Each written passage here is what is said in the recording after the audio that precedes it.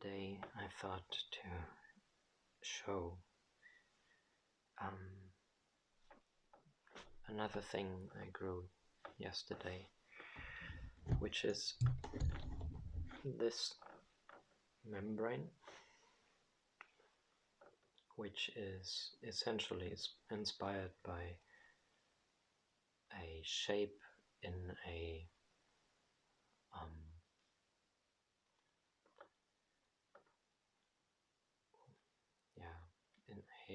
graphic by Dürer, and it's the picture, the image is called.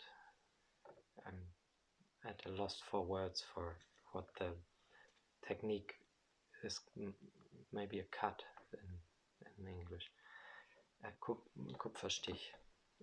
But anyways, it's a drawing, let's say, which is called Melancolia, and I don't know much in detail about the thing, but there's this shape there which is supposedly a solid, which is only to say that it's a very high frequency system, so the triangles are so tiny that we don't see them, but it's essentially a variation on this, and this again is a variation on this, which in turn we could understand as a variation on this, which is a two-frequency dozeneyes.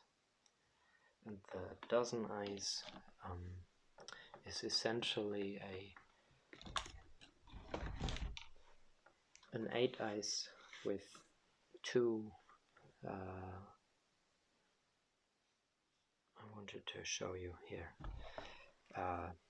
It's an eighteyes with two foureyes on it, and there's plenty ways in which that shape is hiding just in my vicinity, I think. But here's a way you may not know yet, because if we return to this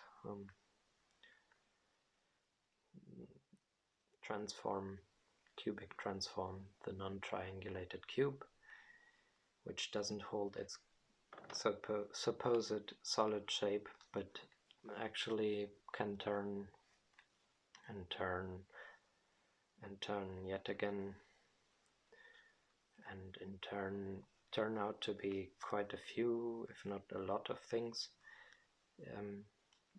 while not being the so-called static space. There's no such thing.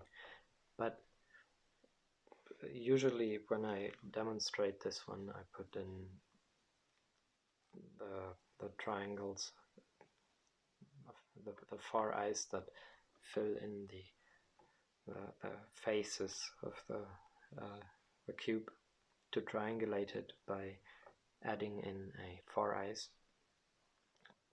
But we can do something else instead, or well, let's begin there, just because it's always good to return to that, just to realize what the difference is between what they call space separate from time, so-called 3D on one hand, and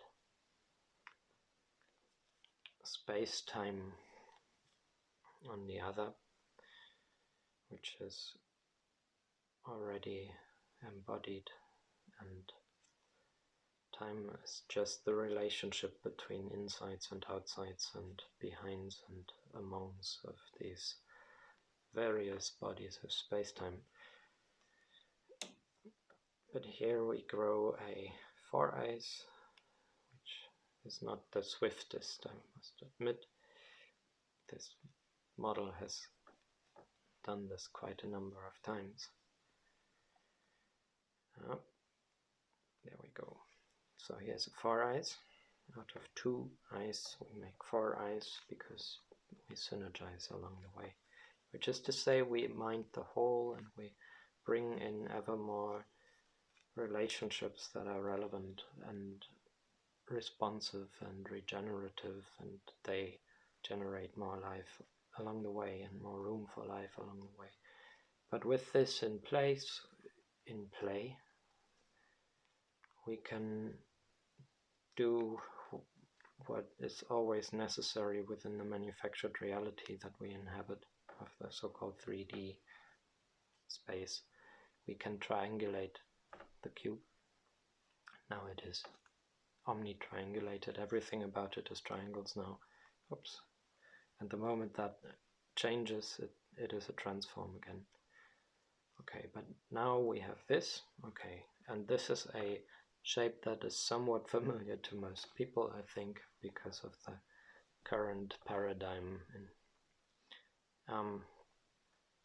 But what happens if we, rather than doing this acrobatics with having these lines be 1 and these be so-called square root of a half, plus and minus.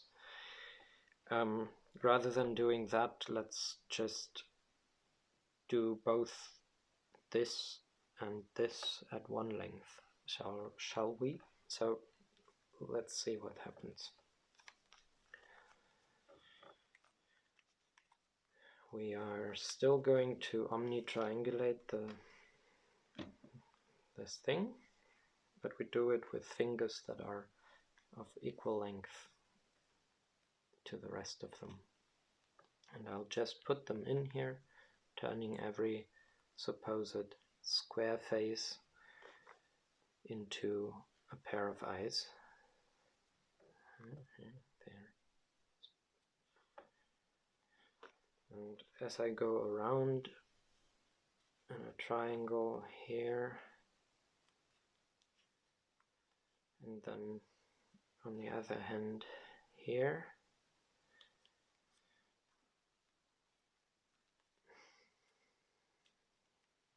these are the 6 fingers that I'm also using when I'm omni-triangulating the membrane of my vector equilibrium, the dance of the Tao structure, to turn it into a dozen eighteyes. Now I put them in here, and lo and behold, here is a dozen eyes. And this is in some ways still related to the cubic thing insofar as all the sides are, everything about it looks skewed, but it's all parallel, so to speak. Eyes here around. Oops. And the thing is that this in turn, if we go into the volume of it, I mean, first of all, it's a sphere sitting on 3 spheres, sitting on 3 spheres, sitting on a sphere, like here. Oops, where is that? There. Right. So it's 4 layers of the IVM, of the isotropic vector matrix, going from a sphere in the top, if you like, into 3 spheres, and then turning into the other 3 spheres, and then going into a sphere on the bottom again. And I mean, you know, we could go on forever into the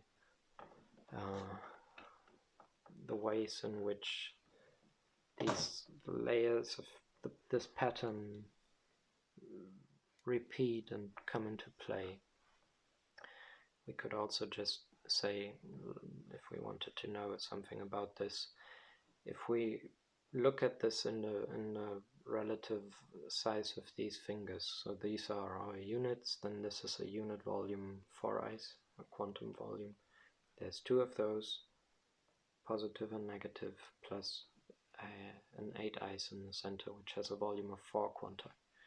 So that is 6 altogether, half a dozen quanta. And some of those amazing shapes with a volume 6 turn out to be what they call space fillers. So they, if we put them together, there's no gaps. because they come with the gaps, basically. They embrace the gaps. But all of that, let's rewind just a little, because I began with this. And I wanted to just show this in that relationship. On one hand, there's all of those, and there's way more of relationships and branches going off from this. But you may have noticed that in this thing here, in this particular structure, which is only a membrane, I have added these skewers here, just for the purpose of having this somewhat more stabilized, because while the whole thing is triangulated, it's only a shell, only a membrane. There's no interior structures in this one. I left them out. And that is to say that this also is basically a transform. And we can see that if I just ever so slightly pull on this membrane here, I can begin transforming it and giving it various different shapes. And I really like this. I just found it. I mean, I can only find these things when I create these, right?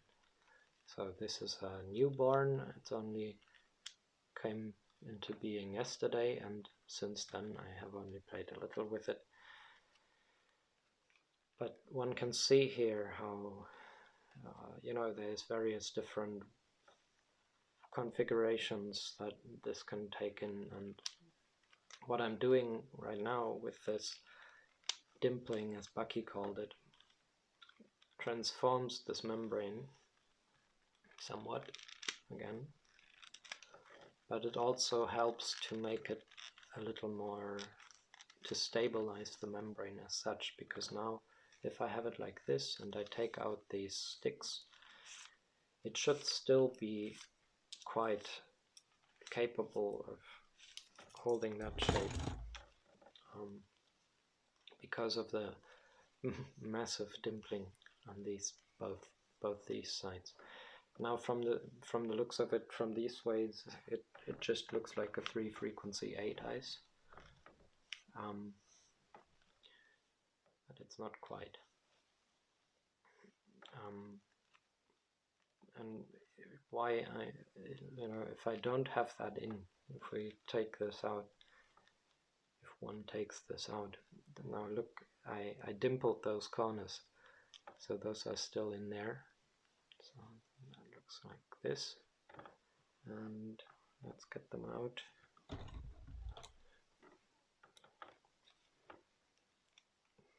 Doop, doop,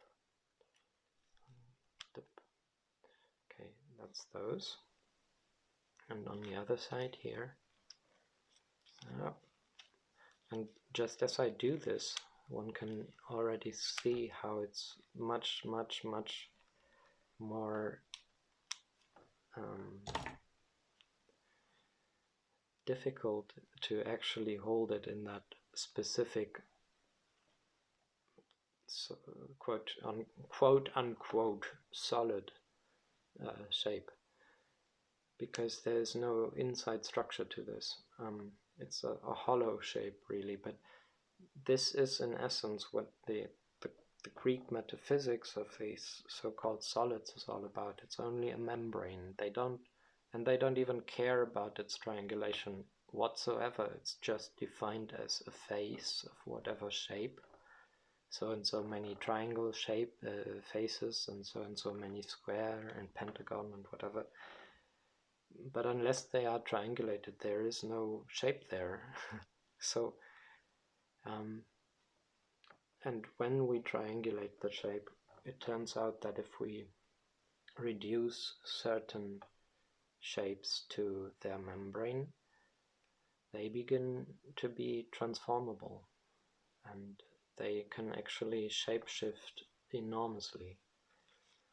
And I don't know, this is why I really love giving these kinds of things into the hands of others, because they have a tendency of just intuitively doing things I hadn't thought of, things I hadn't seen coming. And I think that's generally true. That's another reason why I really hope that more people take to this and begin weaving their own lives in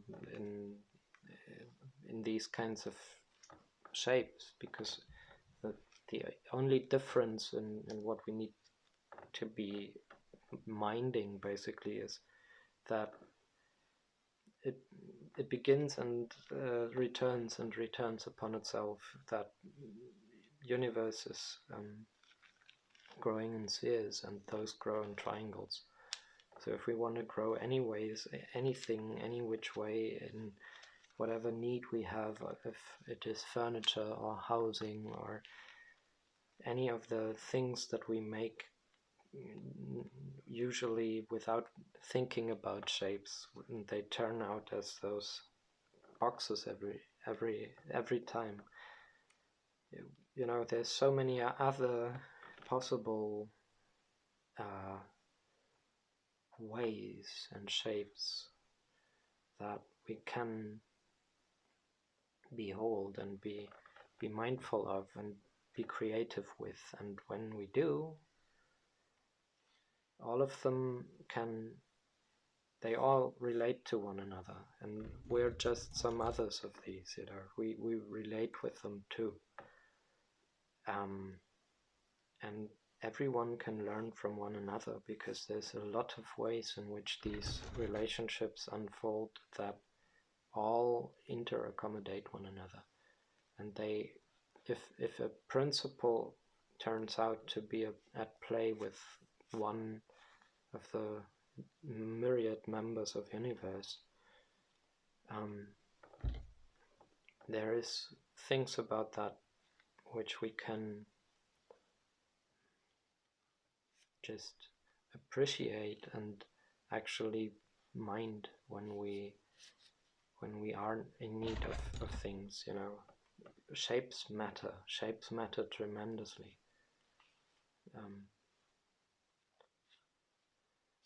It's not just a pattern, it's a matter too, and this kind of matter is actually animate matter.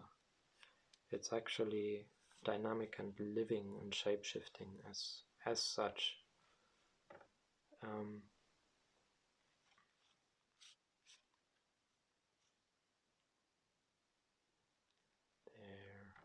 yeah, back at that point. Now it's got these 6 legs, and whichever way it sits on the ground, it's going to be triangulated in that position, sitting on its tripod quite happily. You know, why don't we live along these lines? I mean, I'm living as much as I can every day into that, and yeah, it's a lot of fun, but it's a lot more fun when we share it with one another. And yeah, let's do that, shall we? Would you like to see? We're almost at a third of an hour. One last shapeshifter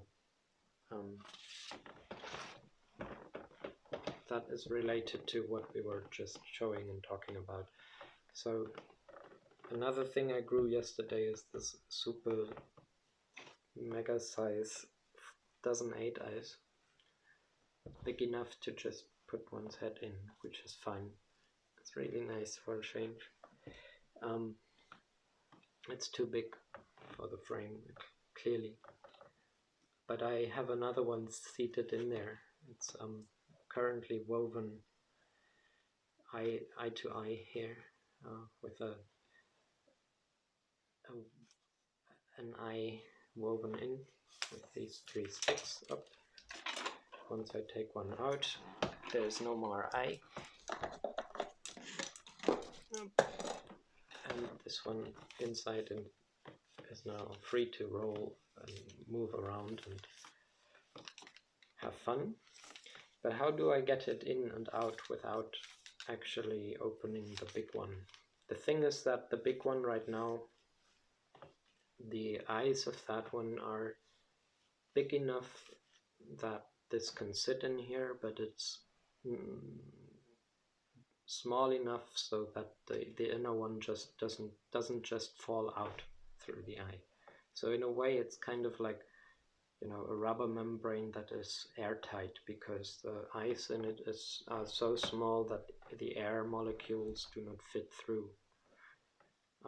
So this won't get out on its own unless, and this is where the shapeshift comes into play, because this one here, this dozeneyes, has two buttons, two fingertips here, one here and one there. And when they open, the membrane begins to shapeshift as well. And it's actually possible to transform it into a couple of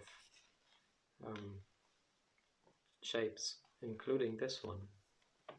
Now see, is that not familiar?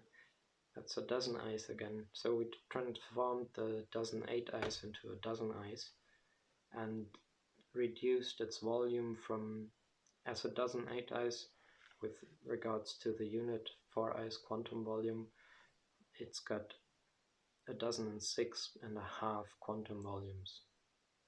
That's about 18.52 in decimal.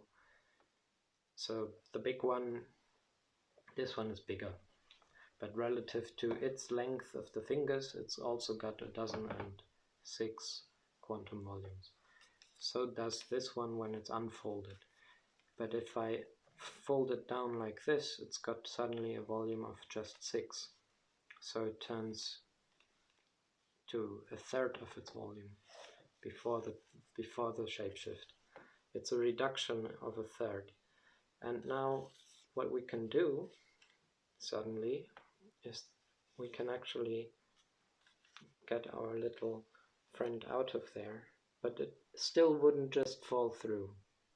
Only when we do a little twist, a little turn, do we set this one free.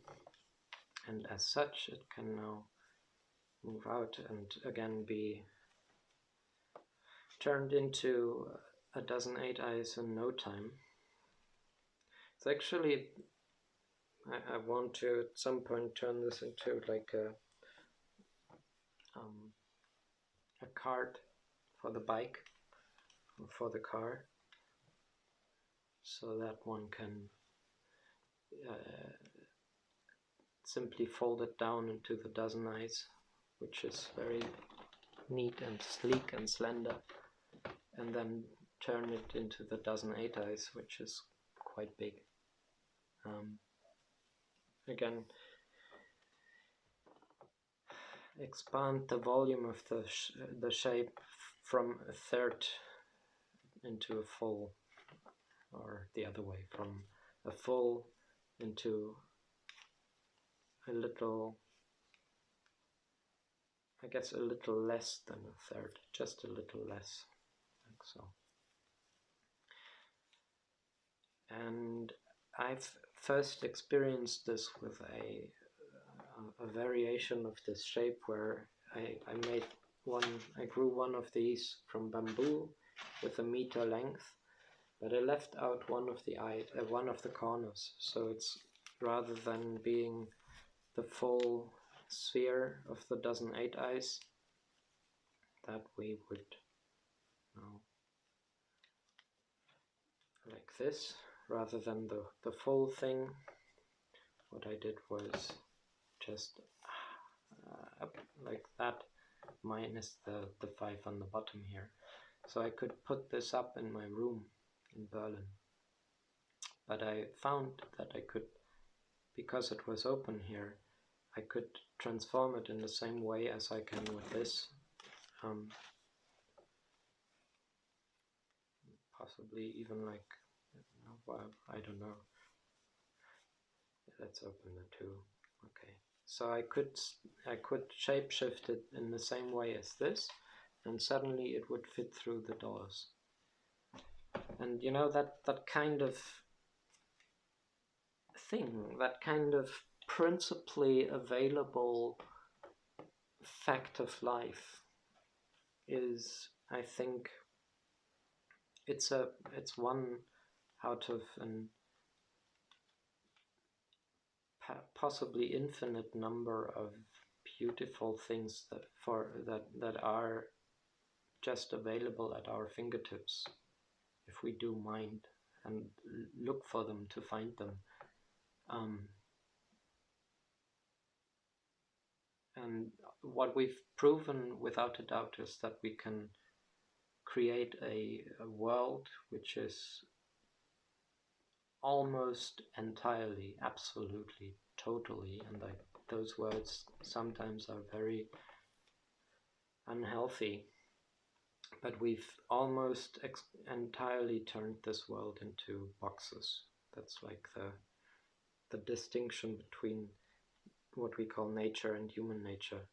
Human nature is boxes, nature is not. And if nature grows a box, it always grows it with triangles, with spheres in mind. We don't.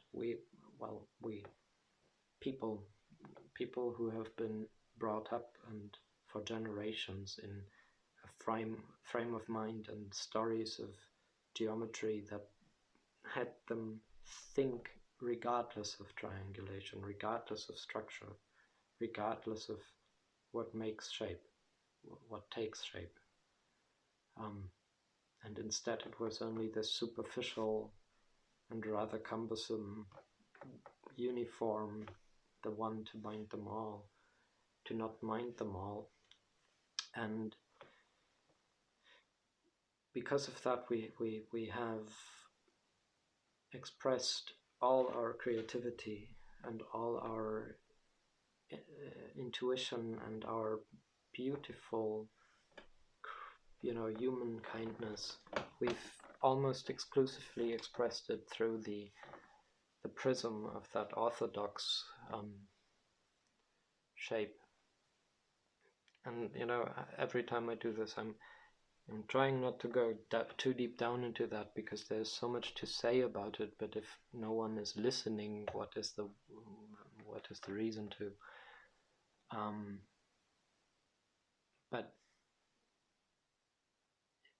just in this kind of sense of just for a second, let's make room in our hearts and in our minds for the possibility that where right now almost the entirety of our expression and our lives takes shape within the mindset of the squares and the boxes, we don't need to be there. We could instead just as well figure out all of these many things and many more in terms of spheres and triangulation, in terms of synergetics, or along the way of the spheres. And in so doing, we suddenly would fall back into being in tune with life, with universe as such, lent back in reality. Not the manufactured one, but the embodied one, the mindful and dynamic animate matter life. That world where there is no solid, no one thing that is not unchanging, because everything is changing. Change is everything. And we can tune back into that, no problem. It's very easy, it's available to us all, it's very much fun, it's beautiful, and it just waits for us to take heart. So why not just start? Start somewhere, start where you are. Start at the heart. And remember to be sphere with kinship earth.